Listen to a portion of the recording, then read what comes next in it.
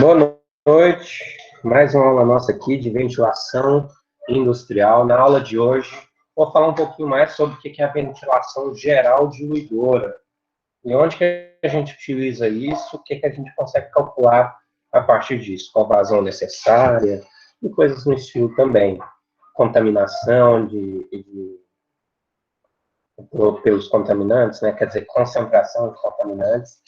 Na hora que a gente vê aqui no nosso plano de aula, vemos que já estamos aqui no terceiro tema da ventilação geral diluidora e dos nossos 9 temas totais. Quer dizer que nossa primeira prova provavelmente vai vir até aqui a ventilação natural e depois a gente vai ver as outras provas também.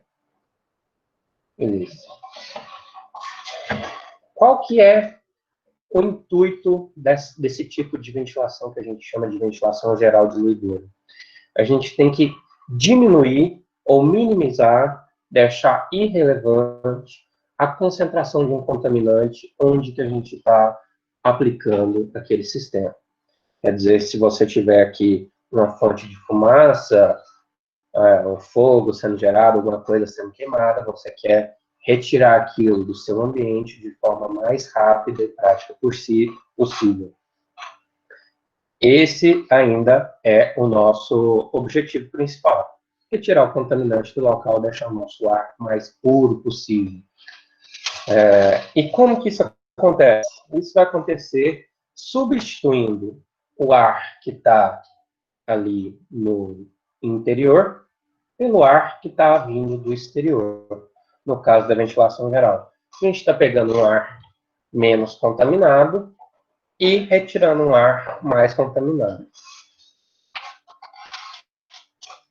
No caso aqui, a gente tem alguns fenômenos que são importantes a gente entender. O que é infiltração? Infiltração, quando você pensa isso numa parede do seu quarto, da sua casa, você deve estar pensando no caso de água. Quando a água, um local não é totalmente impermeabilizado, a água não vai encontrar tanta resistência para ir penetrando nas paredes, no solo, e com isso vai gerar aquele fenômeno da infiltração. Só que aqui, para a gente, a infiltração é um pouquinho diferente. Quer dizer que a infiltração é aquele movimento de ar que a gente não controla, que a gente não desejaria, mas ele está ali. Por exemplo, se você tem uma aberturinha numa porta, isso vai ser uma infiltração. Não é aquilo que você quer que aconteça, mas pode ter, por exemplo, também algum buraco, alguma falha em algum local, pode gerar infiltração. E já a ventilação vai ser definida como deslocamento controlado ou intencional ou não intencional, às vezes também, de ar através de aberturas específicas. Quer dizer que a infiltração é por onde eu não sei que está vindo, de onde que eu não desejo, e a ventilação é de onde que eu projeto para acontecer essa movimentação de ar. No caso aqui, a gente tem exemplos dessa infiltração. A infiltração pode acontecer. Então, quando você abre uma janela, abre uma porta, abre um compartimento, isso acontece o fenômeno da infiltração. E quando você tem uma infiltração também não intencional, que quebra uma janela e está ali desprotegido, isso vai gerar uma infiltração contínua na sua indústria. Já a ventilação é aquela que a gente sabe o local de recolhimento do ar e aquele local que a gente também vai insuflar o nosso ar no nosso ambiente. Nesse caso aqui é tudo projetado. Sabemos exatamente onde que entra e onde que sai. Essa é a diferença com a ventilação. Beleza. Vamos entender como que acontece o movimento de ar. Espera só um minutinho.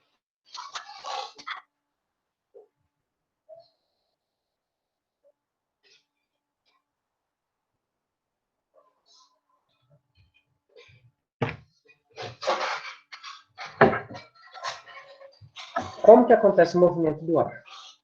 Pode ser pela diferença de pressão.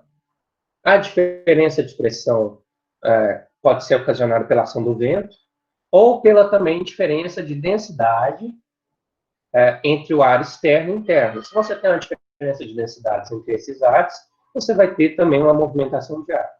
Lembre que os ventos também são causados por essa diferença de pressão que acontece. Quando a gente tem essa diferença de pressão, geralmente acontece através do insuflamento ou da sucção. Isso vai ser associado à nossa ventilação forçada. A ventilação forçada é aquela que a gente utiliza os equipamentos mecânicos, por exemplo, um ventilador ou um exaustor, que, no caso, vai ser também um ventilador. A diferença de pressão é causada, geralmente, por um ventilador. Temos isso em mente. E já na ventilação geral, que a gente está entendendo aqui agora, aqui vai ser essa diluidora, que a gente quer diluir o nosso contaminante dentro do ambiente, jogar ele para fora também. Ela também consegue controlar um pouco a temperatura, dentro de um certo limite. A temperatura, por exemplo, do conforto humano, ou também a umidade de alguma coisa, você pode retirar a umidade, colocar mais umidade, dependendo daquilo que você esteja necessitando. E você controla também a velocidade do ar ali dentro do local. Aqui a gente tem uma lista dos componentes principais que tem numa instalação de ventilação geral diluidora. Temos aqui o início, o ar externo. Esse aqui é o ambiente externo. O ar externo vai entrar pela tomada de ar, que é esse elemento ar, passa por um filtro. Depois desse filtro, a gente tem aqui o nosso ventilador de insuflamento, nossa máquina, nosso equipamento mecânico em si. Depois temos os nossos dutos, que é o que conecta os locais. Então, você vai conectar o ar externo com os locais que você vai precisar do insuflamento. O E é a sua boca de insuflamento, é onde está sendo jogado o ar dentro da sua empresa. E o F são as bocas de exaustão. É onde que o ar que estava poluído dentro da sua empresa está sendo retirado para a área externa através do ventilador de exaustão. Isso aqui é um sistema misto.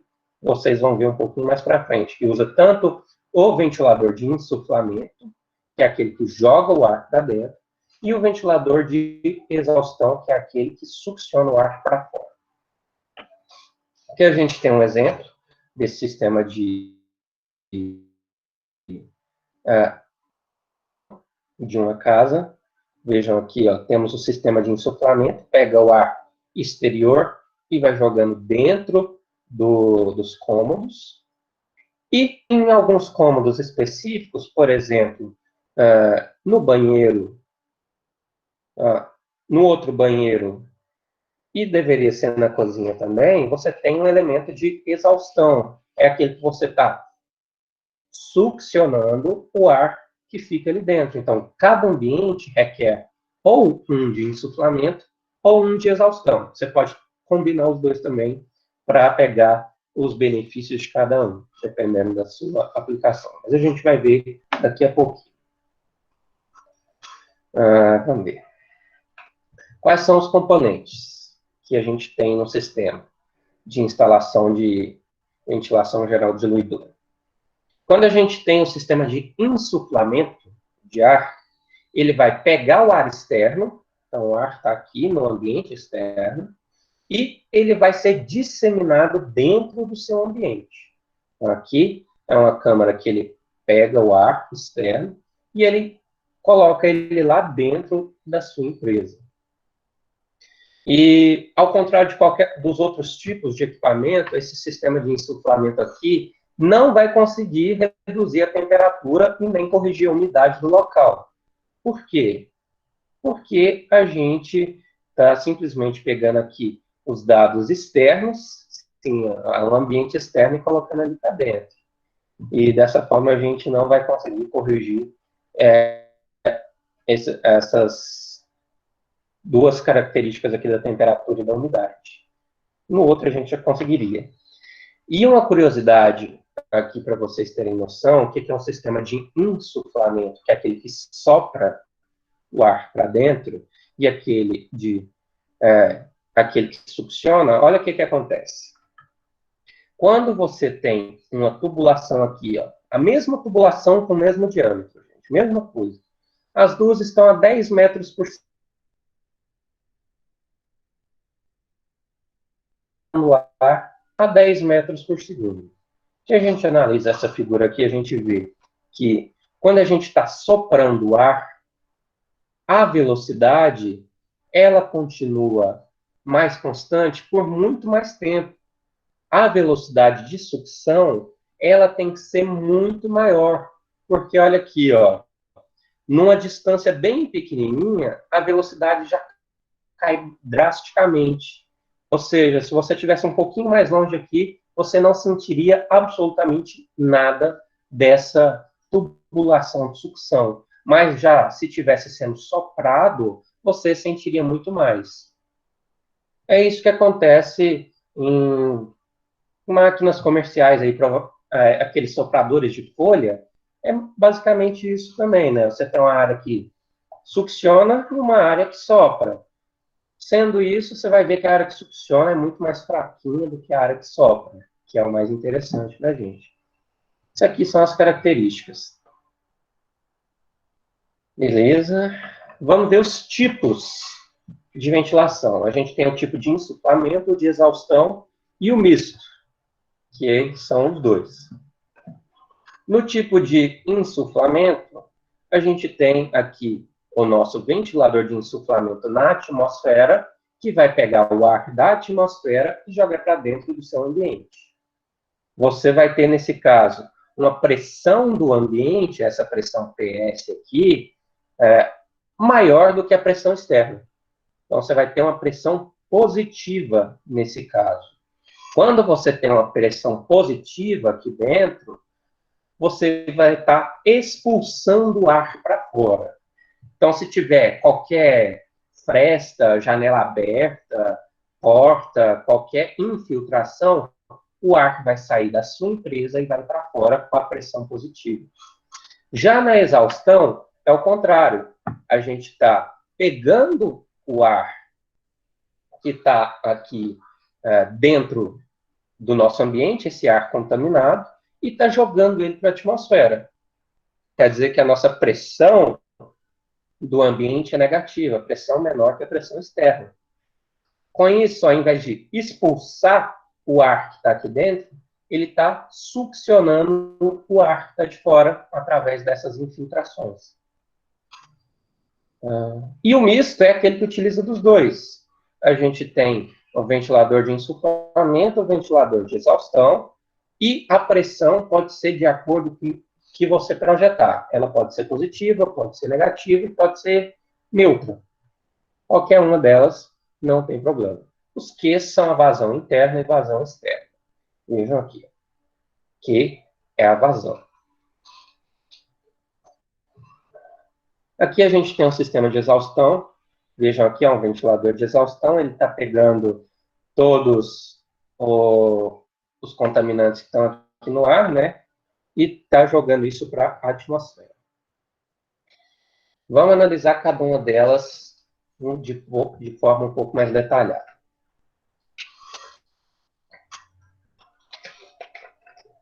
Nessa por insuflamento, o ventilador vai soprar o ar novo para dentro. Nossa pressão vai ser positiva, pressão do ambiente é positiva, e o diferencial de pressão do PS menos o PE, pressão do ambiente menos pressão da atmosfera, pressão externa, vai ser responsável pela saída de ar aqui nas nossas fugas e frestas. Esse diferencial de pressão faz essa movimentação acontecer. Aqui, ó, um exemplo de fugas. Então, debaixo da porta pode ser considerado uma fuga, se isso for importante lá para você no seu ambiente de trabalho. É interessante você pensar em vedar as coisas, caso você não queira que hajam fugas. Mas aqui a gente vê que se passa um gato aqui, passa muito ar também. e você teria que fazer uma proteção para não passar isso e não prejudicar seu sistema. Nesse tipo aí por insuflamento, a gente tem o controle de ar. Olha aqui, ó. Por que eu tenho um controle de ar? Porque eu consigo colocar um filtro bem aqui. Se eu consigo colocar um filtro bem aqui, eu estou controlando o ar da atmosfera que está entrando aqui dentro. Já no outro sistema, no sistema de exaustão, eu não consigo, porque isso está só puxando o ar que está contaminado dentro e jogando para fora. E o ar que está entrando é qualquer um que está ali na atmosfera, no ambiente externo. Então, aqui na nossa ventilação por exaustão, é o contrário. A gente tem a pressão do ar interior menor do que exterior. Nesse caso, a diferença de pressão entre as duas vai gerar com que o ar que esteja externo entre dentro das frestas de ar. E é difícil de controlar a pureza por causa disso, porque justamente você não tem a filtragem aqui. Mas só que em contrapartida, você vai conseguir facilmente o controle da pureza do ar a ser lançada no ambiente externo.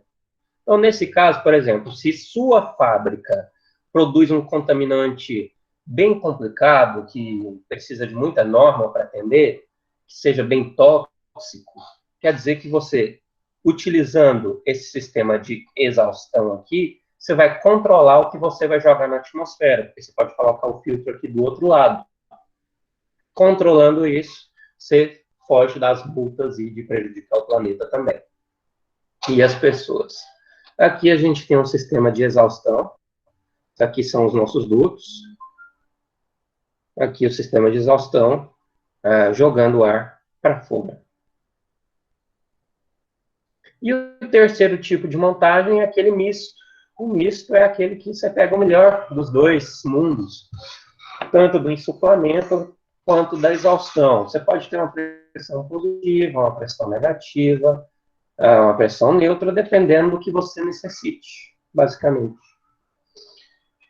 Quando você vai querer utilizar o sistema de ventilação para um sanitário, para uma cozinha, você vai querer deixar o ambiente em pressão negativa.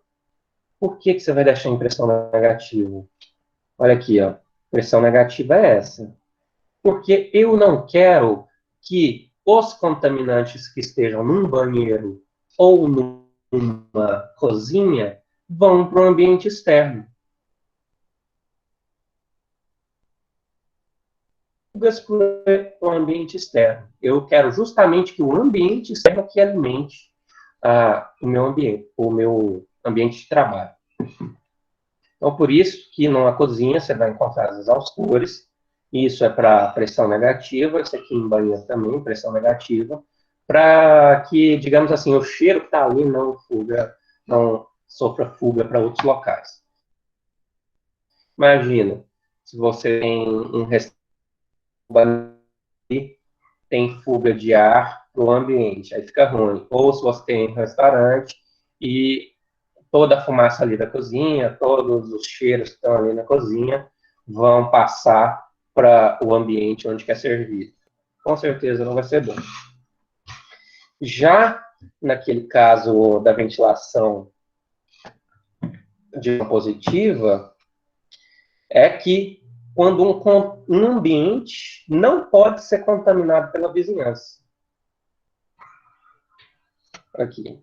Nesse caso aqui, a gente tem um exemplo de um laboratório que não pode sofrer contaminação a partir disso. Então, tem que ser um ambiente legal para que ele possa trabalhar sem nenhuma contaminação da vizinhança.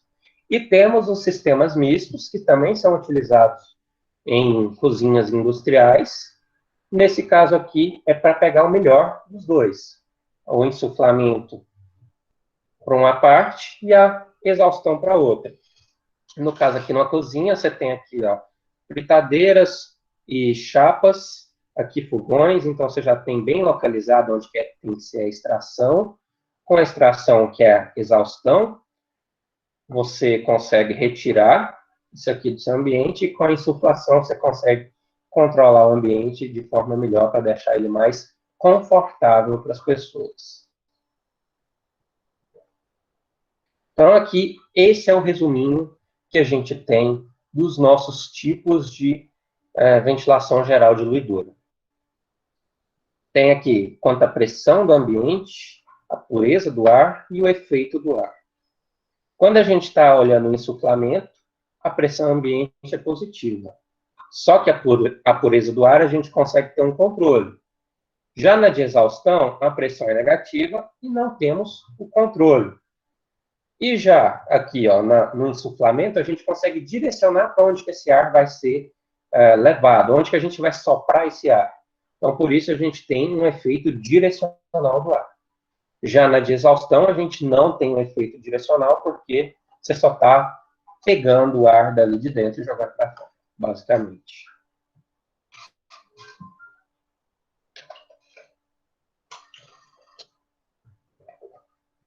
Vamos lá para a parte de cálculos em si. O importante para a gente é sempre a concentração de contaminantes no local. Com a concentração de contaminantes, a gente consegue determinar o que a gente precisa fazer para deixar aquele ambiente tranquilo para os trabalhadores. E também conseguimos determinar em quanto tempo que a gente consegue fazer aquilo, quanto calor que a gente consegue retirar com a ventilação, porque eu lembro que eu falei para vocês que a ventilação dá para controlar o calor de algumas coisas e a umidade. Então, com isso aqui a gente consegue fazer esses cálculos. Beleza. Como o nosso tratamento matemático da engenharia da ventilação é diferencial e bem complexo, vem lá dos fluidos, a gente vai lançar a mão disso, ou seja, simplificar para um conceito de mistura, que é o FI. Esse conceito de mistura vai levar em conta aqui, ó, gente, a concentração do nosso contaminante afastado da fonte de contaminação. Por exemplo, se eu tenho um fogão aqui, quando eu meço a minha contaminação longe disso, é o meu C, a minha concentração de contaminante, dividido pelo CM, que é a concentração alcançada com a diluição uniforme. Isso aqui vai ser interessante para a gente na hora dos exercícios. Vocês vão ver. Essa equação da diluição, ela foi estabelecida desenvolvendo um balanço de massa dentro ali do nosso volume de controle. O volume de controle foi o próprio ambiente que a gente está analisando. E para a gente fazer esse balanço de massa, teve que fazer umas hipóteses de simplificação. As seguintes são elas, olha. O contaminante afastado da fonte, a concentração é afastada da fonte, o ar no interior do ambiente vai estar perfeitamente misturado no espaço, a taxa de geração de contaminante vai ser constante, então você não vai ter mais contaminante num determinado período de tempo ou menos em outro. O seu contaminante, ele vai ser introduzido no ambiente através da ventilação. E o seu contaminante também é removido do ambiente através do processo de exaustão, que vai ter uma certa eficiência disso. Então, o balanço de massa é o seguinte: o contaminante que entra no local, mais o contaminante que é gerado dentro do local, menos o contaminante que é retido no equipamento de controle de poluição, se você tiver aqui um sistema de ventilação aqui dentro, menos o contaminante que sai pela ventilação, é igual à sua variação de contaminante. É isso que a gente quer calcular no final das contas, fazer esse balanço de massa no ambiente. É aquilo que entra, aquilo que é gerado ali dentro, aquilo que é realmente retido ali dentro e aquilo que é expulso pelo sistema de ventilação. Quando a gente coloca isso na fórmula matemática, esse mesmo balanço vai ser o seguinte, olha aqui, ó, QCE, que é a contaminação de entrada, GDT, isso aqui é eficiência, Isso aqui é o volume, ó. Esse Azinho aqui de ponta cabeça é volume, gente. Não é outra coisa. Poderia ser um V. Por que que a gente não coloca V? Simplesmente pelo fato que V é velocidade. Então, para não confundir o volume, a gente dá essa cortadinha aqui. Quando a gente substitui aquele nosso fator de mistura, a gente simplifica com essa equação. Onde que isso aqui é o volume do ambiente, o G é a geração de contaminante, então, quanto de contaminante que é gerado ali dentro do local, em quilogramas por hora, ou quilogramas por minuto, ou quilogramas por segundo, tanto faz, a unidade, é só trabalhar em todos na mesma unidade. O Q é a vazão do ar novo, da nossa ventilação. E cachorro custoso.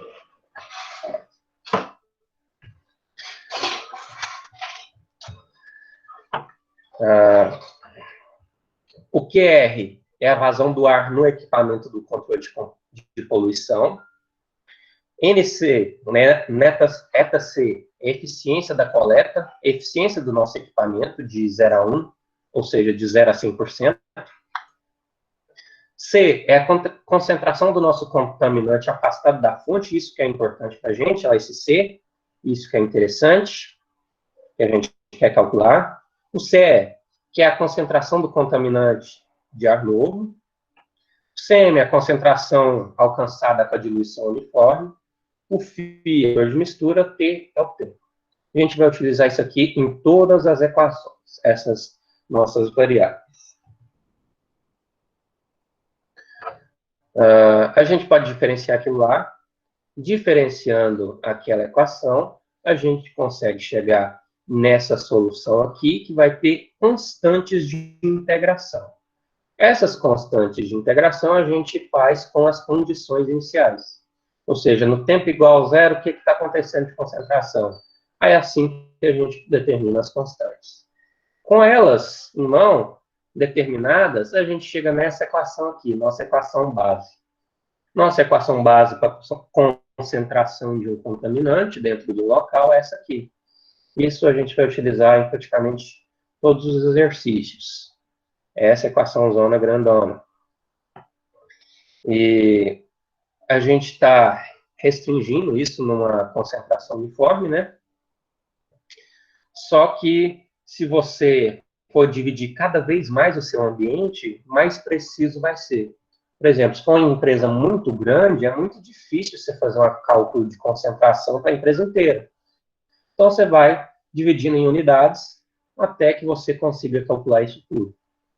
E aqui, ó, a gente tem aqui o tempo para uma concentração determinada chegar na concentração desejada do contaminante. Isso aqui é o tempo que demora para você conseguir sair de um ambiente contaminado para um ambiente puro. Aqui a gente vai utilizar essa equação também. V é o volume do local, por isso que V aqui está diferente, mas é o volume do local, que é vazão, C concentração, concentração inicial. Beleza. A gente pode utilizar essa ventilação também para remoção de calor. Por exemplo, se você tem uma sala com geradores, transformadores, outras máquinas, você pode utilizar o sistema de ventilação para que você reduza a temperatura ali. Você vai estar removendo calor sensível. Lembrem lá qual é a diferença de calor sensível e latente. O calor sensível tem a ver com a diferença de temperatura. Beleza. Dessa forma, a gente quer determinar qual que é a vazão de ar que a gente tem que jogar aqui dentro para a remoção desse calor. A gente quer determinar o que é. Então, a gente tem uma fonte de calor aqui dentro, uma massa que entra, uma massa que sai, a temperatura externa é a que entra, e a temperatura externa mais esse ΔT que foi ganhado aqui dentro é a temperatura que sai. E a troca de calor a gente quer calcular também. Utilizando aqui, ó, nossa carga térmica total, com a geração interna de calor, a geração, o calor trocado do exterior, a taxa de massa, densidade, massa específica do ar, aqui no caso a vazão, temperatura do ambiente externo, e também aqui o aumento de temperatura que acontece no ar. É aquilo que acontece aqui, ó, gente, esse ΔT. Quando passa aqui dentro, aquece o ar e ele é jogado para a atmosfera de novo.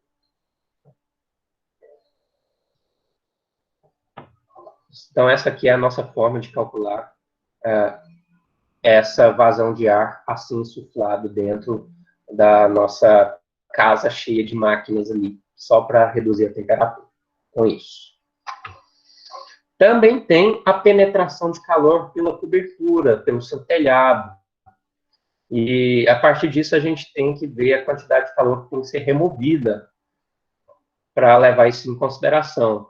Por exemplo, a cobertura está em contato com o sol, então a gente tem o fator de insolação. O fator de insolação vai aquecer nosso ambiente interno, por isso a gente tem que pensar isso também no sistema de ventilação. Como que a gente calcula isso? O calor que é ganho aqui pela nossa cobertura é o nosso coeficiente total global de transferência de calor, vezes a área e a diferença de temperatura. O que é esse coeficiente global de transmissão? É exatamente o mesmo que vocês viram lá no sistema de refrigeração. Exatamente a mesma coisa que leva em consideração a convecção e a condução dos materiais. Vocês já sabem muito bem como é que calcula isso. Leva em consideração o coeficiente de filme ou de película, interno, externo, a condução dos seus materiais, condutibilidade. Com isso, a gente calcula o nosso ganho de calor aqui pelo teto, pela cobertura. Como que a gente calcula uma temperatura equivalente aqui quando a gente tem uma radiação solar? Para a gente calcular isso, a gente faz um balanço de calor dentro de um modelo físico. Um modelo físico aqui a gente tem radiação solar dentro aqui da seu ambiente, e a gente está simplesmente fazendo uma equivalência. Estou falando assim, olha, não tem o sol. Esse sol aí a gente vai considerar como sendo uma temperatura equivalente. Para fazer isso, a gente faz o balanço de calor dessa figura, vai encontrar o seguinte, I de sua radiação solar difusa e direta, temperatura é temperatura externa, TP, temperatura superficial externa da parede, depende de material para material isso aqui, ó. Temperatura equivalente é a do Sol menos o ar que a gente está utilizando.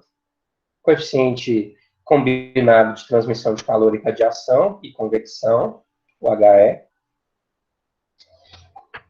O alfa-D é a sua absortividade de radiação da parede externa e o alfa-D da sua parede interna. Quando a gente admite aquelas absortividades das nossas radiações, o quanto que ela consegue absorver dessa radiação direta e difusa, a gente consegue calcular a nossa radiação solar difusa total, I total, que é através disso aqui, né? E, por outro lado, se a gente fizer um balanço dessa outra figura aqui, equivalente, gente, olha, que é um pouco mais simples, a gente acha essa equação aqui. Se a gente combina as duas que a gente achou, essas duas aqui, achamos qual que é a temperatura equivalente que a gente usa. Vai ser o alfa, o I total, sobre o HE, mais o TE. Beleza. Agora, quando a gente quer utilizar essa ventilação geral para remoção de umidade, também tem essa possibilidade da gente. A gente tem que considerar a massa de vapor d'água que tem ali na indústria e a massa de vapor d'água também que tem ali no seu ar. Quais são os níveis que são toleráveis e aqueles níveis que não são toleráveis de umidade no ar. Por exemplo, se o ambiente for muito quente, muito úmido, você provavelmente vai suar bastante. E com a ventilação geral diluidora, a gente pode atenuar esse problema, movimentando uma vazão de ar adequada para arrastar o vapor que está dentro da indústria. Então, a gente consegue controlar a umidade aqui dentro, arrastando o vapor de ar. Se a gente usa a vazão de ar aqui, que a gente precisa calcular, a gente vai encontrar a nossa vazão de ar desejada, que é o que é. Esse GV aqui é a nossa geração de vapor ali dentro da indústria. Por exemplo, se for algum processo que consiste em jogar, que tem o processo da condensação ali, da vaporização, isso tudo vai levar em conta. O ΔW vai ser o aumento da umidade absoluta do ar, que a gente quer, ou abaixar também. E a partir disso a gente calcula a nossa vazão, que é desejada. Por fim, aqui, para aplicação geral. Quando a gente tem uma aplicação geral, digamos assim, é algo, por exemplo, tem um auditório, tem um show, tem alguma coisa assim para calcular a ventilação para as pessoas. Por exemplo, vai ter um evento aqui no meu bar, quero ver se é seguro para ter esse tanto de gente aqui. A partir disso, vocês podem fazer esse cálculo da quantidade de vazão de ar que tem que acontecer. Por exemplo, você não pode deixar um local totalmente fechado, cheio de gente fumando. Isso você vai elevar demais os contaminantes do seu ar. Por isso, você tem que pensar nesses nossos dois métodos que eu vou apresentar aqui com vocês. Eu consigo calcular a nossa vazão de ar necessária, ou seja, a quantidade de ar que você precisa trocar ali, com base no número de trocas de ar por hora, ou também no caso de ração por pessoa. Então, no primeiro caso aqui, o número de troca de ar por hora. É um método empírico, bem pouco rigoroso, para não dizer pouco. Ele vai ser utilizado com reservas, então quer dizer que ele vai dar maior nesse caso. A vazão do ar externo vai ser obtida com N, que é o número de trocas de ar por hora, que a gente vai pegar numa tabela, vezes o volume do ambiente. Olha aqui. Essa tabela está bem aqui. Ó. Por exemplo, se você está numa igreja, qual que é o número de trocas de ar por hora que você tem que ter lá? De 0,5 até uma troca por hora. Aí você vai e multiplica pelo volume da igreja para saber qual que é a vazão de ar que precisa. Mas já tem casos que são complicados. Por exemplo, uma lavanderia. Uma lavanderia precisa de muitas trocas de ar por hora. Então, vai ser uma vazão muito maior através disso. Então, residência é baixo,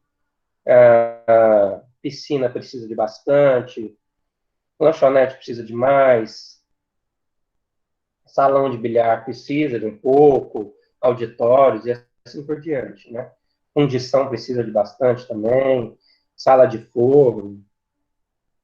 E temos aqui o outro método também, que é o método por razão de ar por pessoa, para remover os odores e fumaças de um ambiente. Como que a gente calcula isso? É através de uma tabela também, que a gente vai pegar razão de ar por pessoa, é razão que eu coloquei ração, vai ser em metros cúbicos por hora por pessoa, o quanto de ar que cada pessoa precisa naquele ambiente, quanto de ar novo que a pessoa precisa para se sentir confortável, vezes o número de pessoas. Então, aqui é essa tabela. Por exemplo, se você está num banco, o que é o mínimo necessário? São 13 metros cúbicos por hora por pessoa. E o ideal, o recomendável, são 17. Já numa barbearia, é um pouco mais. Num salão, é um pouco menos. Em bares, é bem mais. Para você se sentir confortável no bar, que tem muita gente junto, você precisa de muito mais ar ali. E a partir disso, a gente vai fazer nossos exercícios.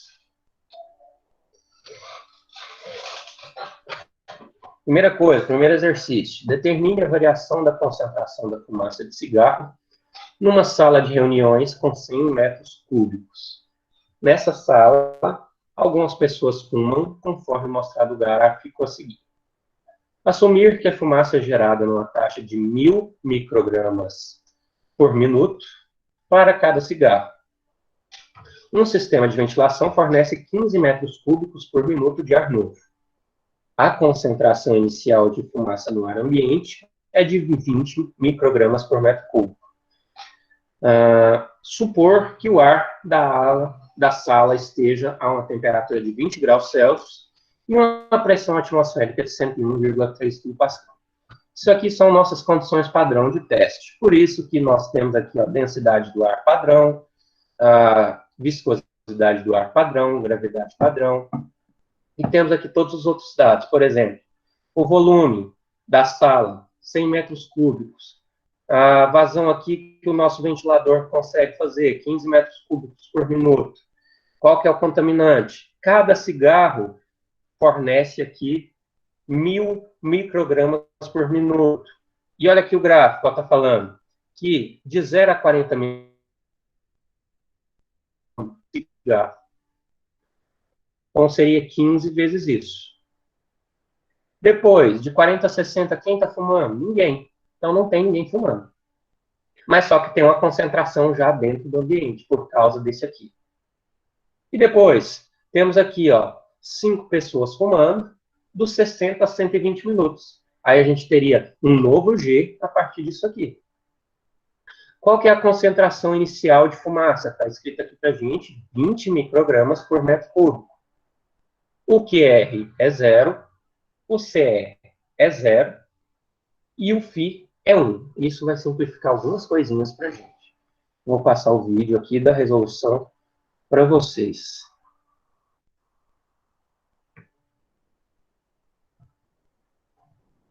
Deixa eu ver se é esse.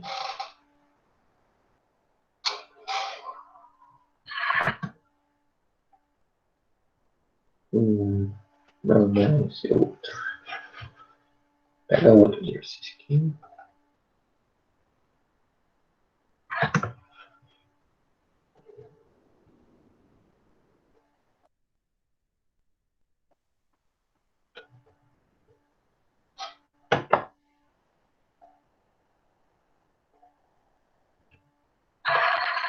Pessoal, vamos fazer o primeiro exercício. Esse primeiro exercício está querendo saber qual é a concentração do contaminante no final de cada período de tempo. A gente quer saber a variação da concentração. Para isso, a gente vai utilizar nossa equação básica da concentração, que é essa aqui, bem branquinho. E, a partir dela, a gente substituindo os nossos valores, vamos encontrar uma expressão para cada período de tempo, para que a gente possa utilizar e determinar um gráfico. Sabendo disso, a gente tem algumas informações, por exemplo, a quantidade de fumantes que tem no local em cada período, né? Tem hora que tem mais, tem hora que tem menos, tem hora que não tem nenhum. Então, a gente tem que fazer uma concentração para cada um desses períodos. Para aquele primeiro período, que tem mais fumantes, depois para aquele segundo período ali intermediário que não tem nenhum, e por fim para aquele outro período que tem um pouco menos. Vamos lá, a gente sabe alguns dados, vamos começar reescrevendo essa aqui nossa equação da concentração. A gente tem no nosso exercício que alguns dados aqui já vão ser cancelados, porque alguns a gente nem tem, por isso não faz nem sentido a gente colocar eles aqui. Isso aqui é um mais. Então, isso aqui não vai ter, isso aqui é 0. Isso aqui vai ser 1. Isso aqui é 0. Isso aqui é 1.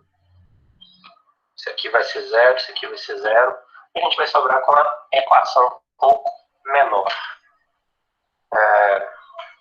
Então, só o que a gente fez foi tirar o que era 0 e o que era 1, simplificando a nossa equação.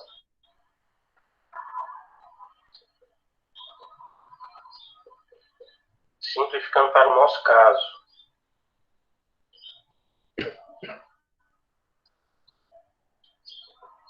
A gente vai ficar com uma expressão sendo a seguinte: C0, concentração inicial, exponencial de menos Q sobre volume.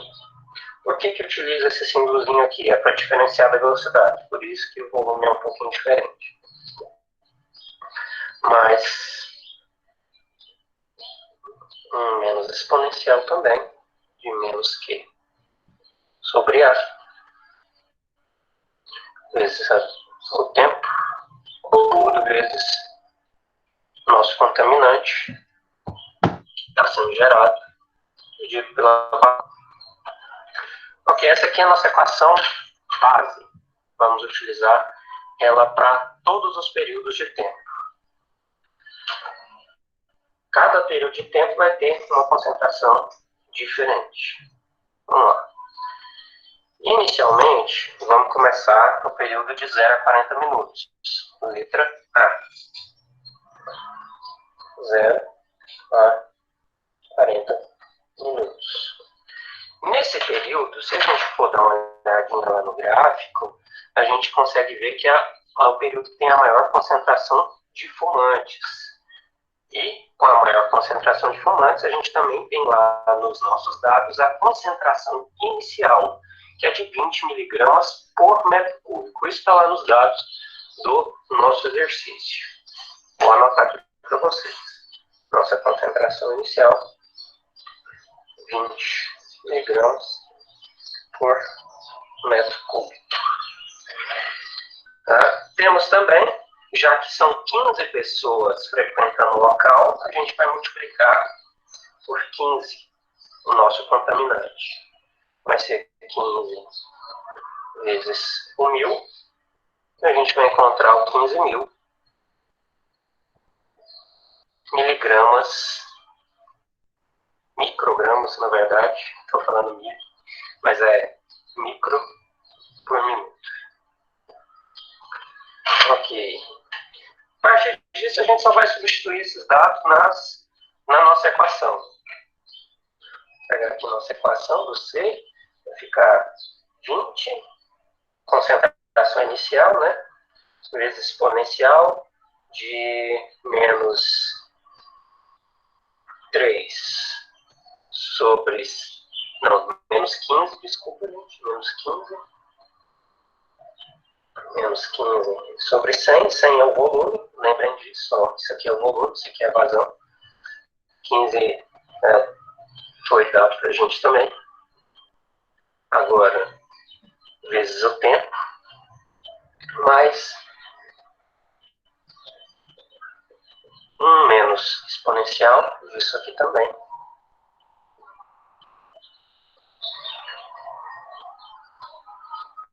Vezes o tempo, vezes 15.000,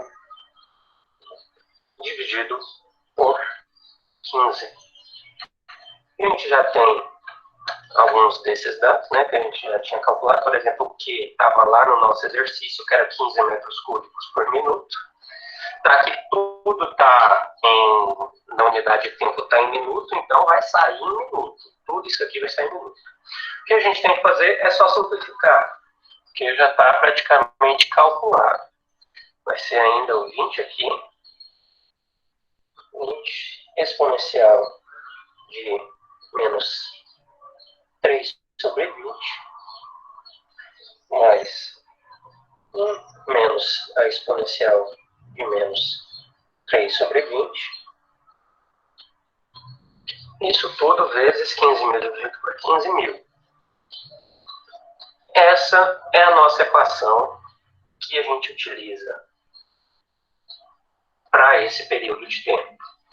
E como o período de tempo a gente quer saber qual é a concentração no final de 40 minutos, a gente vai substituir o tempo igual a 40 minutos. Substituindo o tempo igual a 40 minutos, onde que a gente substitui? Bem aqui onde que eu esqueci de colocar, ó, vezes o tempo aqui e vezes o tempo aqui. É onde que a gente substitui. Colocando esse 40, a gente vai achar uma concentração aqui de 997,57 microgramas por metro cúbico. Essa é a concentração no final desses 40 minutos. Agora a gente tem que encontrar, naquele período intermediário, onde que os fumantes vão embora, e depois para onde que tem mais fumantes lá no nosso local. Letra B. A gente quer encontrar o tempo de 40 a 60 minutos.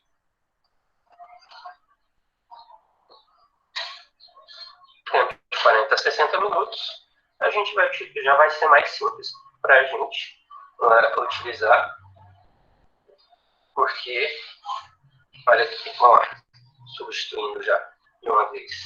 O que a gente vai ter é porque o G, nesse caso, que é lá do nosso contaminante, já que não tem nenhuma pessoa no local, vai ser 0 vezes 1000. Então vai ser 0 miligramas por minuto. E quando isso aqui, esse G, vai ser 0, a gente vai ter outras partes na nossa equação que vão ser 0. Então, toda essa segunda parte da equação aqui ó, que tem o G, vai ser 0. Isso vai simplificar para a gente. Se isso aqui tudo é 0, a gente vai sobrar com a seguinte equação. E outra coisa, o nosso gráfico estava lá dessa seguinte forma. Tinha uma concentração grande de pessoas ali no tempo, depois concentração 0 e uma concentração menor. A gente está analisando esse período de tempo aqui agora.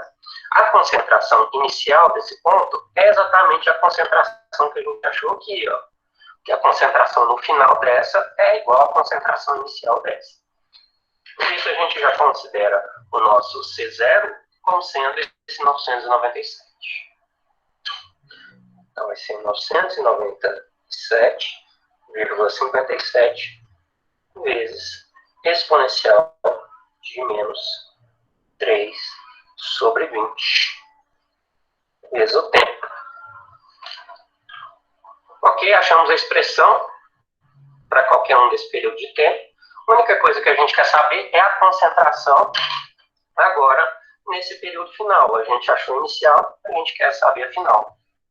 Para isso, a gente vai utilizar esse tempo que está aqui no meio. O tempo que está aqui no meio foi de 40 a 60 minutos. Quer dizer, então, foi 20 minutos. A diferença dos dois. Utilizando tempo igual a 20 minutos, a gente vai resultar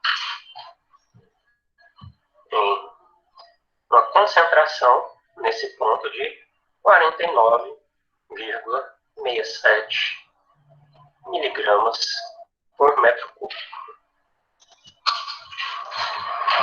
Sabendo, assim, vamos ver só a parte final agora. A parte final é essa que vai de 60 a 120 minutos. O que a gente já tem de informação é que a nossa concentração inicial é exatamente essa concentração aqui. Vamos lá. Escrevendo a equação, nesse caso, o nosso G vai ser um número, né, dessa vez. Então, C vai ser de 60 a 120 minutos. O G, para esse caso, vai ser quantas pessoas? 5 pessoas. 5 vezes 1000.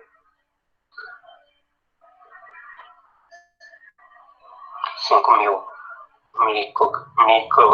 microgramas por minuto. Agora a gente vai escrever a nossa equação. A gente pega essa equação aqui e escreve ela com esses dados. Então, a nossa concentração inicial é essa de 49.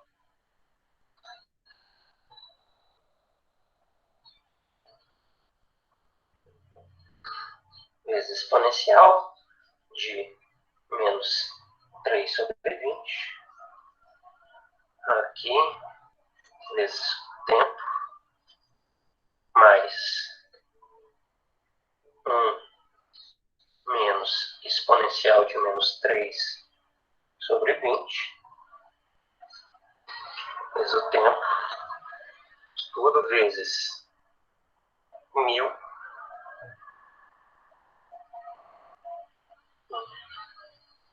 Vamos lá, 1000 dividido por 3. Nesse caso. Então, vamos lá. Sabendo disso, vamos calcular para o nosso intervalo de tempo. Assim a gente vai ter o nosso resultado. Nosso intervalo de tempo, nesse caso, é a diferença de 120 por 160 minutos. Então, o nosso tempo vai ser 60 minutos.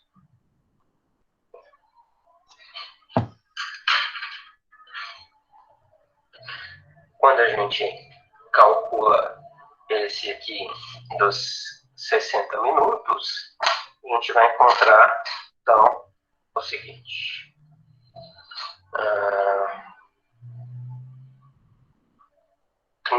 333,3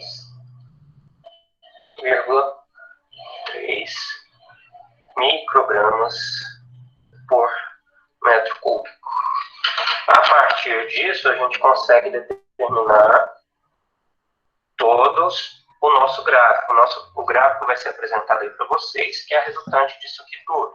É como que se comporta a concentração desse contaminante nesse local ao longo do tempo. Vocês podem estar se perguntando, é só isso aqui, gente?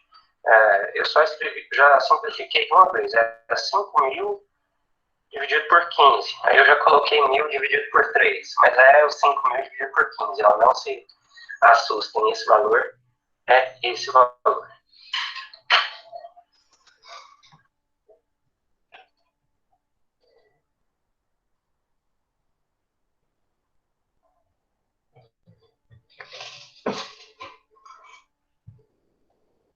Nem dúvidas?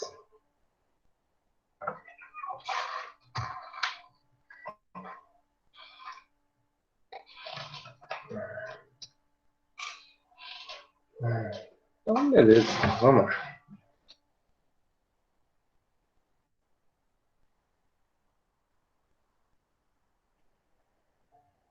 Vamos para o próximo.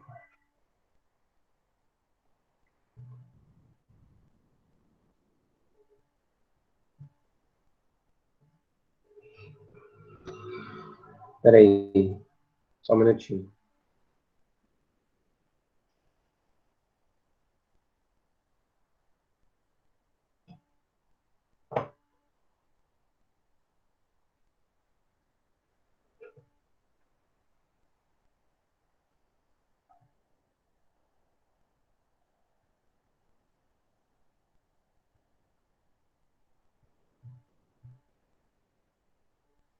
Eu peguei o errado.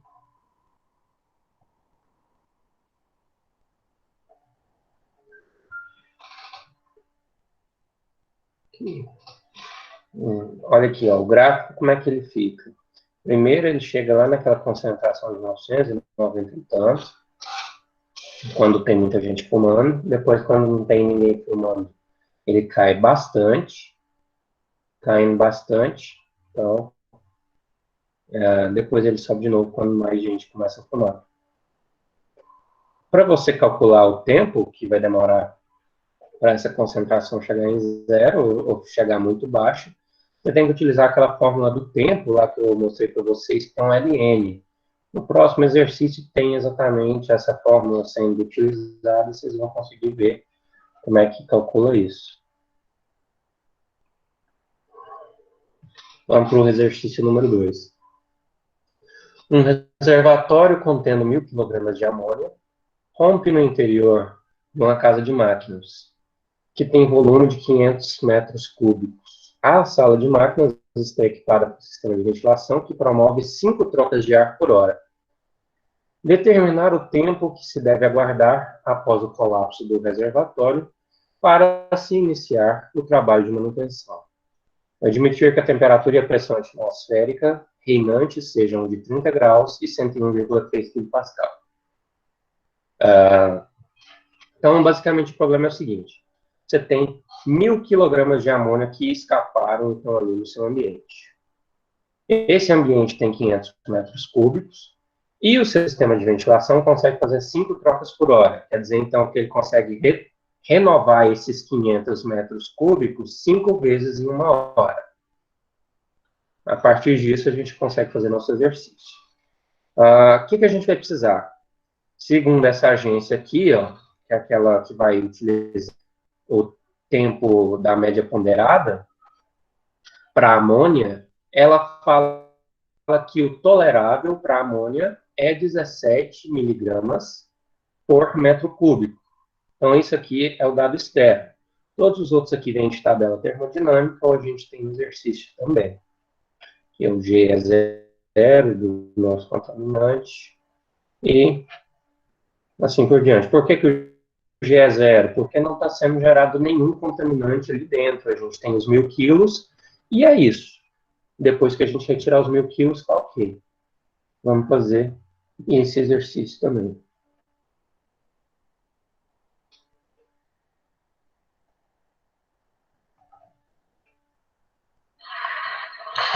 No segundo exercício.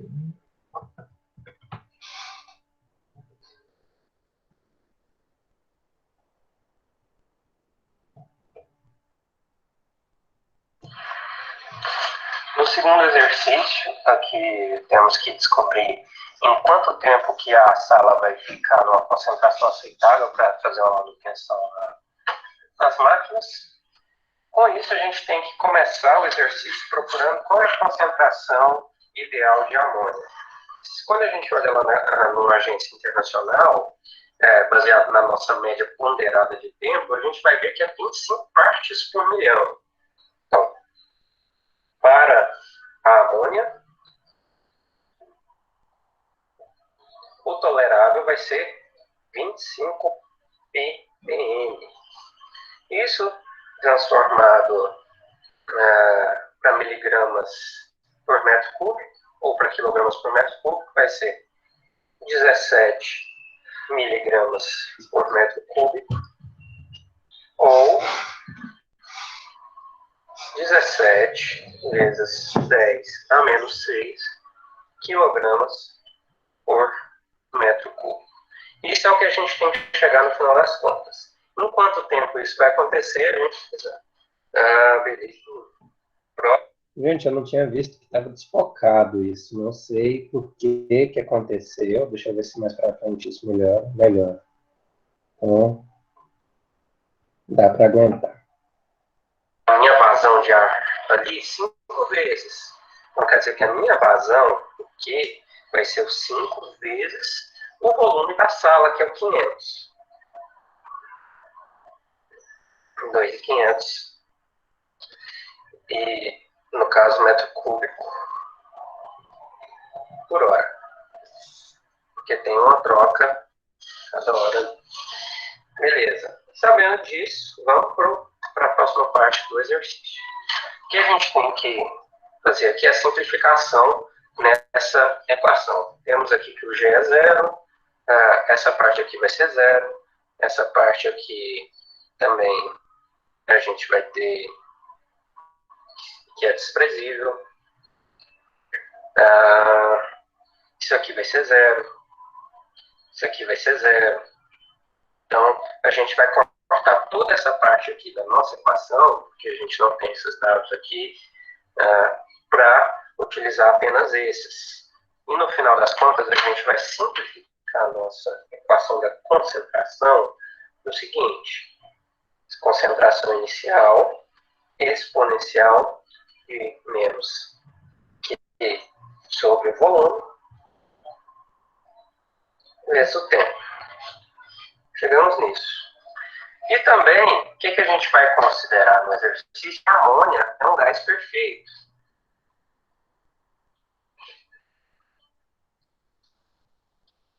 Considerando a amônia um gás perfeito,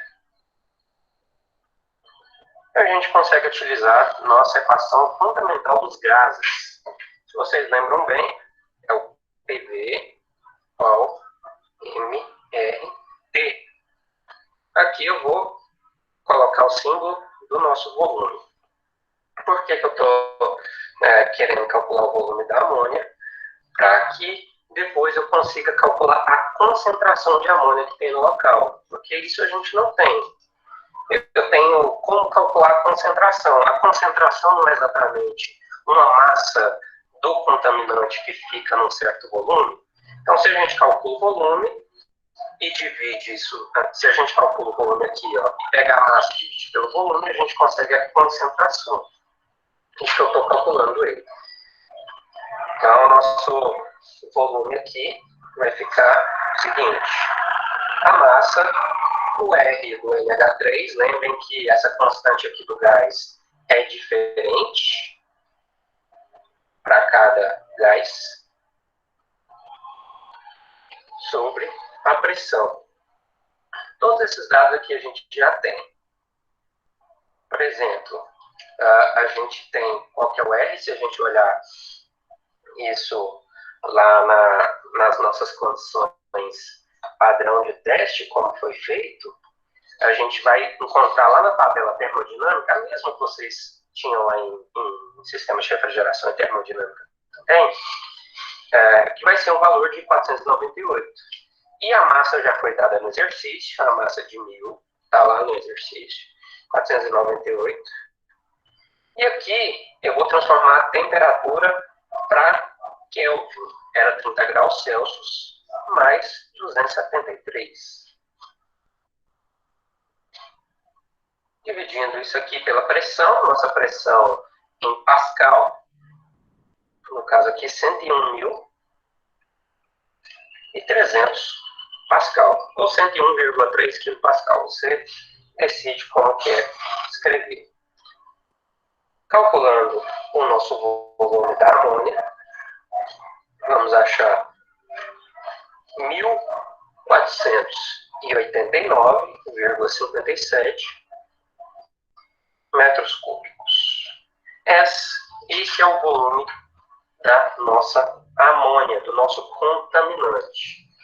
Com ele, a gente vai conseguir encontrar qual é a concentração inicial desse contaminante. Por quê? A concentração inicial vai ser uma massa dividida por um volume. Fazendo essa conta, nossa concentração inicial de amônia vai ser 1.000 kg de amônia dividido por 1.489,57. Isso vai dar 0,6713 kg por metro cúbico. Achamos a concentração inicial. O que eu tenho que ver agora é montar no tempo, em quanto tempo que ela sai dessa concentração aqui, que é aquela concentração contaminante de 0,67, e vai cair para a concentração aceitável de 17 vezes 10 a menos 6. No quanto tempo isso vai acontecer? Dessa forma, a gente vai utilizar aquela equação do decaimento da concentração, que foi passada para vocês. Vou escrever ela aqui de novo.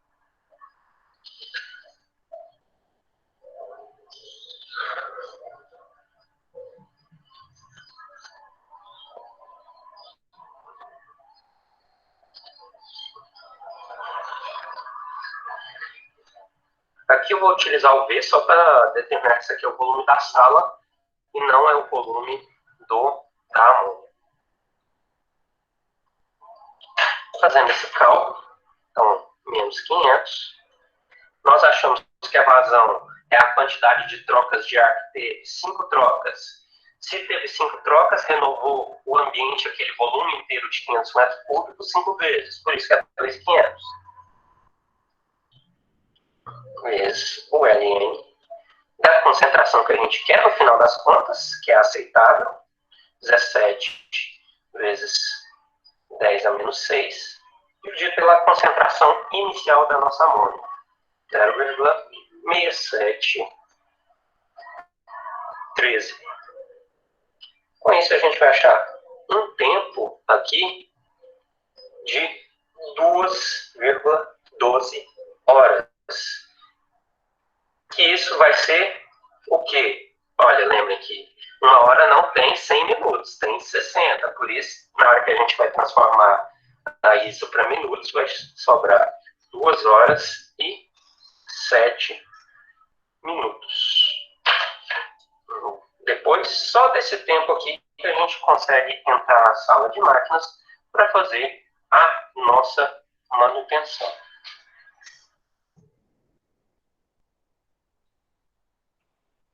Conseguiu descobrir aí como é que a gente faria para calcular naquele exemplo anterior, para sair daquela concentração e chegar na concentração baixa? Só a gente utilizar essa fórmula aí. É claro que você não vai chegar em zero. Em zero não dá para chegar, mas dá para chegar em algo bem pequenininho. Porque chegar em zero ali vai dar errado a equação. Vamos para o próximo.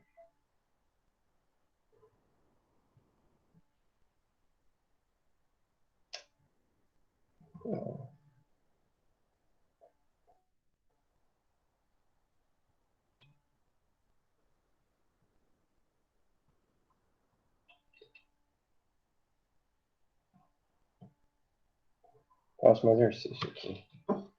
Para permitir a acomodação de 40 pessoas, um auditório com volume de 300 metros cúbicos deve ser ventilado. Admitindo-se que o cálculo de ventilação solicitado seja especificamente para o conforto, onde os contaminantes oferecem baixos níveis de risco para a saúde humana, pede-se para determinar a vazão de ar a ser insuflada no interior desse auditório. Eu tenho um auditório aqui de 300 metros cúbicos, são 40 pessoas. Simplesmente pela questão de conforto, eu quero determinar a vazão de ar necessária para isso tudo. Eu vou mostrar para vocês.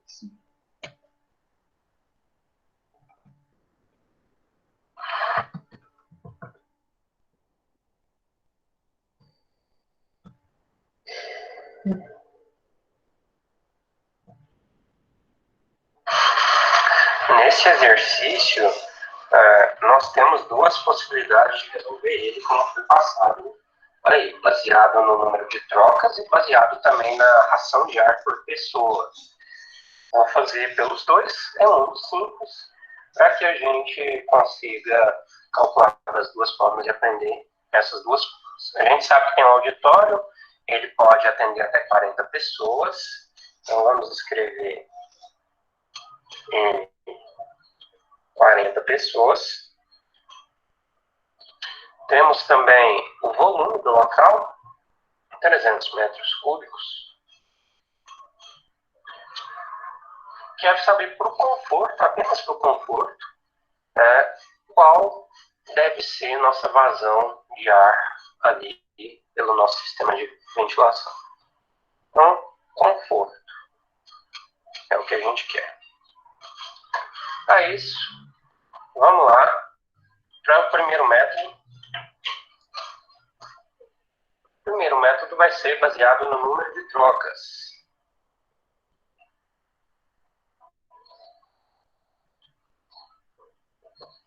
Baseado no número de trocas, a gente utiliza a seguinte forma. A vazão, no caso, vai ser N vezes o volume. Esse N a gente pega lá daquela tabela que estava sendo mostrada para vocês, a tabela 4.3.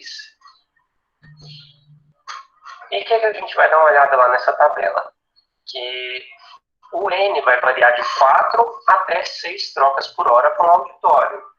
Já que é uma condição tranquila, a gente vai utilizar o número 4. No caso aqui, 4 trocas. O auditório.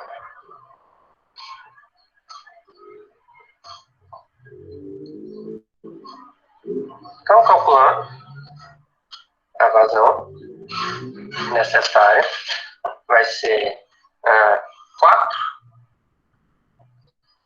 vezes 300, que é o nosso volume. No caso aqui, então, a gente tem 1.200 metros cúbicos por hora.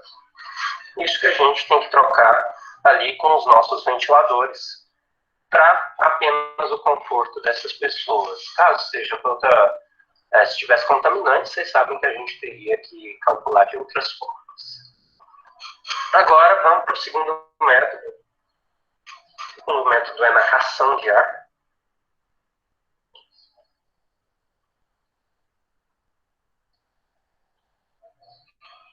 Então, o quanto de ar que cada pessoa precisa para se sentir confortável. E a gente vai lá na tabela 4.2 da ração de ar para auditórios. E a gente vê que tem uma condição de 8 até 13 metros cúbicos por hora. Vamos utilizar o de 13.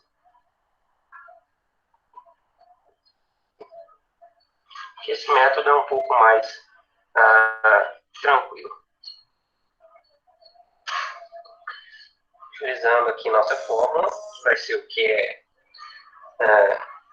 quantidade QP vezes o número de pessoas, o N. Esse QP é o que a gente achou aqui. Substituindo os nossos valores, 13 vezes 40, a gente acha 520 metros cúbicos por hora. Vejam que qual que é o método mais conservativo? É esse, ó. Esse visa um pouco mais do conforto.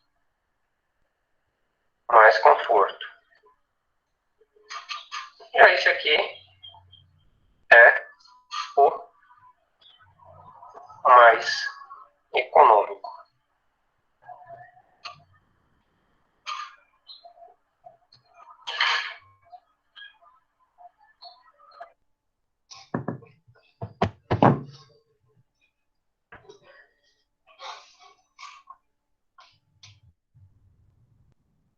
Beleza. Pessoal, deixa eu mostrar aqui só aquelas tabelas de novo, só para vocês terem a noção. Que é a tabela para o número de trocas por hora, a gente pegou aqui do auditório, era de 4 a 6, no caso foi utilizado 4. E no ração de ar por pessoa, a gente utilizou aqui do auditório, que era de 8 até 13. Era isso? Agora, esqueci até o valor, mas está aqui na nossa tabela para utilizar. Lembrando, então, vocês têm referência para vocês, vou deixar uma atividade para vocês fazerem semana que vem, valendo sempre aqueles pontinhos. Então, não esqueçam de fazer atividade, vale presença e vale pontinhos.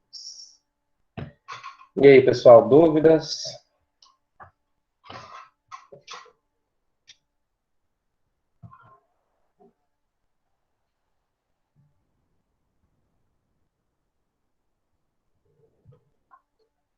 Nada?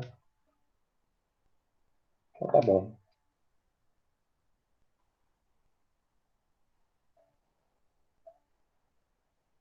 Vamos ter. Que isso, sei nem que é isso. Pelo menos não, parece não. Vamos ter. Mas se provavelmente eu não sei o que é.